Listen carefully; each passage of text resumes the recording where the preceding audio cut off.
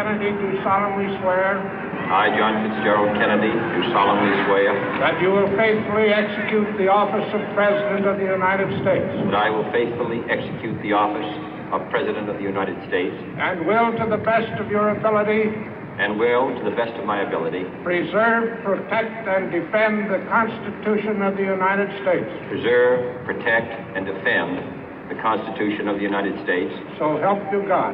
So help me God.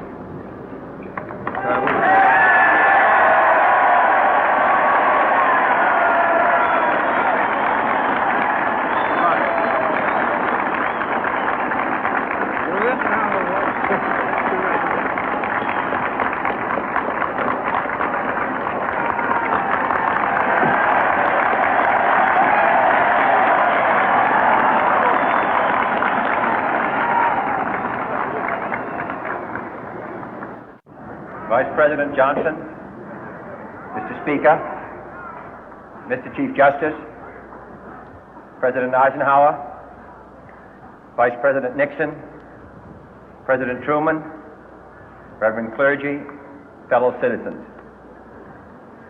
We observe today not a victory of party, but a celebration of freedom, symbolizing an end as well as a beginning, signifying renewal as well as change. For I have sworn before you and Almighty God the same solemn oath our forebears prescribed nearly a century and 3/4 ago.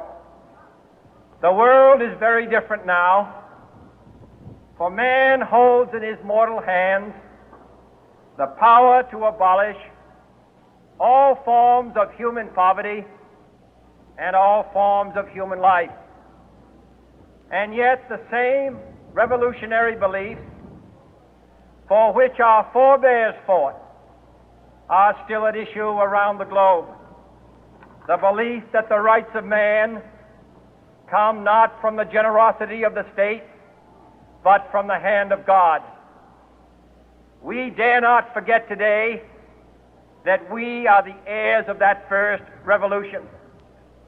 Let the word go forth from this time and place to friend and foe alike that the torch has been passed to a new generation of Americans born in this century, tempered by war, disciplined by a hard and bitter peace, proud of our ancient heritage, and unwilling to witness or permit the slow undoing of those human rights to which this nation has always been committed and to which we are committed today at home and around the world.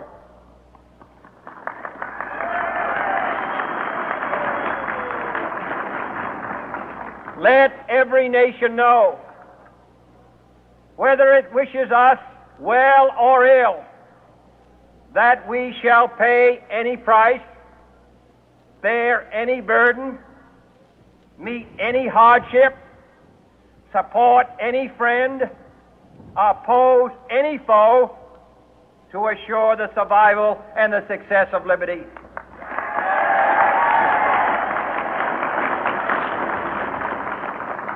This much we pledge and more. To those old allies whose cultural and spiritual origins we share, we pledge the loyalty of faithful friends. United, there is little we cannot do in a host of cooperative ventures. Divided, there is little we can do, for we dare not meet a powerful challenge at odds and split asunder. To those new states whom we welcome to the ranks of the free, we pledge our word that one form of colonial control shall not have passed away, merely to be replaced by a far more iron tyranny. We shall not always expect to find them supporting our view, but we shall always hope to find them strongly supporting their own freedom and to remember that in the past, those who foolishly sought power by riding the back of the tiger ended up inside.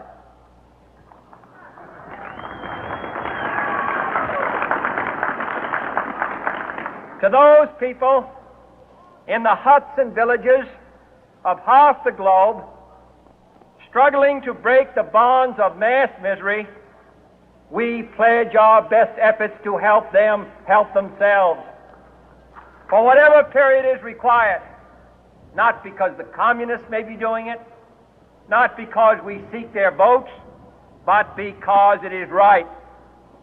If a free society cannot help the many who are poor, it cannot save the few who are rich.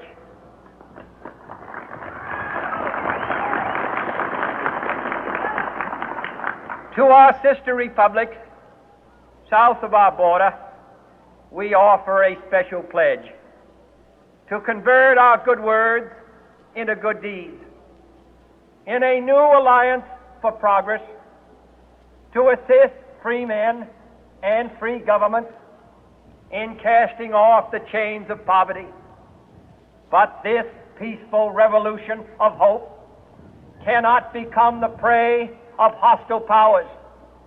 Let all our neighbors know that we shall join with them to oppose aggression or subversion anywhere in the Americas. And let every other power know that this hemisphere intends to remain the master of its own house.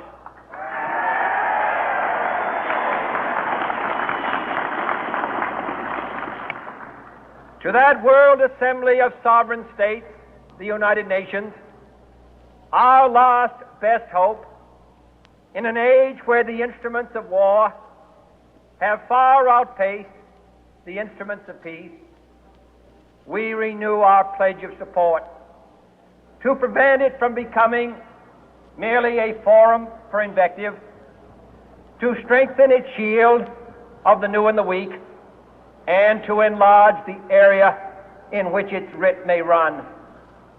Finally, to those nations who would make themselves our adversary, we offer not a pledge, but a request that both sides begin anew the quest for peace.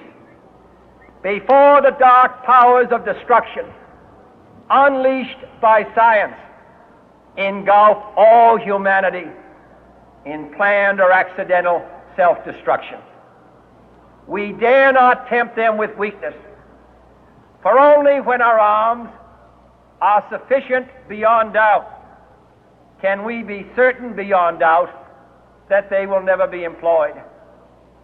But neither can two great and powerful groups of nations take comfort from our present course, both sides overburdened by the cost of modern weapons, both rightly alarmed by the steady spread of the deadly atom, yet both racing to alter that uncertain balance of terror that stays the hand of mankind's final war. So let us begin anew, remembering on both sides that civility is not a sign of weakness, and sincerity is always subject to proof.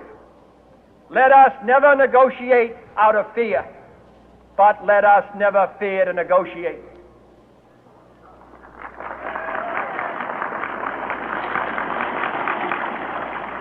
Let both sides explore what problems unite us, instead of belaboring those problems which divide us. Let both sides, for the first time, formulate serious and precise proposals for the inspection and control of arms, and bring the absolute power to destroy other nations under the absolute control of all nations.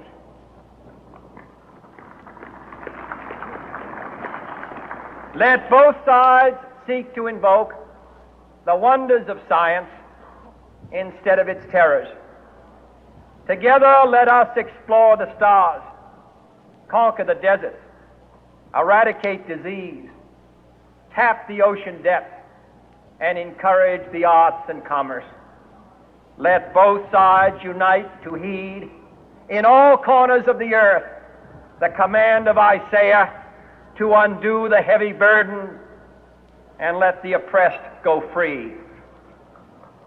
And if a beachhead of cooperation may push back the jungle of suspicion, let both sides join in creating a new endeavor, not a new balance of power, but a new world of law, where the strong are just and the weak secure and the peace preserved. All this will not be finished in the first 100 days, nor will it be finished in the first 1,000 days, nor in the life of this administration, nor even perhaps in our lifetime on this planet. But let us begin.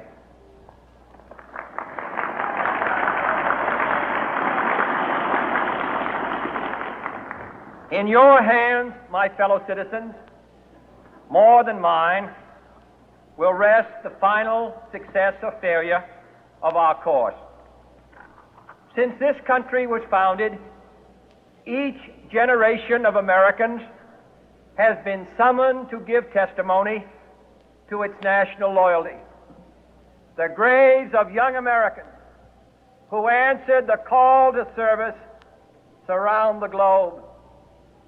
Now the trumpet summons us again, not as a call to bear arms, though arms we need, not as a call to battle, though in battle we are, but a call to bear the burden of a long twilight struggle, year in and year out, rejoicing in hope, patient in tribulation, a struggle against the common enemies of man, tyranny, poverty, disease, and war itself. Can we forge against these enemies a grand and global alliance, north and south, east and west, that can assure a more fruitful life for all mankind? Will you join in that historic effort?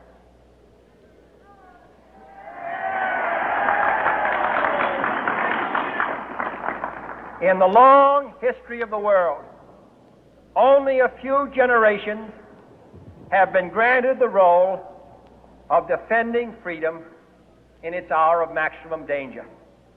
I do not shrink from this responsibility. I welcome it.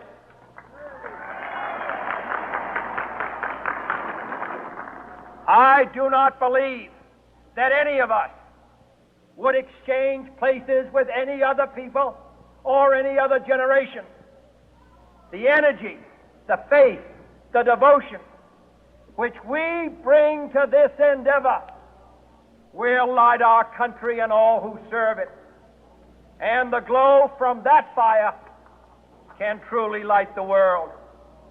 And so, my fellow Americans, ask not what your country can do for you, ask what you can do for your country.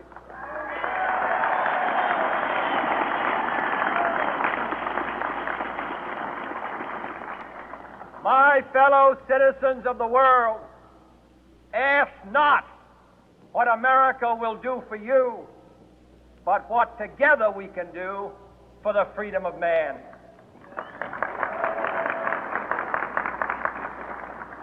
Finally, whether you are citizens of America or citizens of the world, ask of us here the same high standards of strength and sacrifice which we ask of you.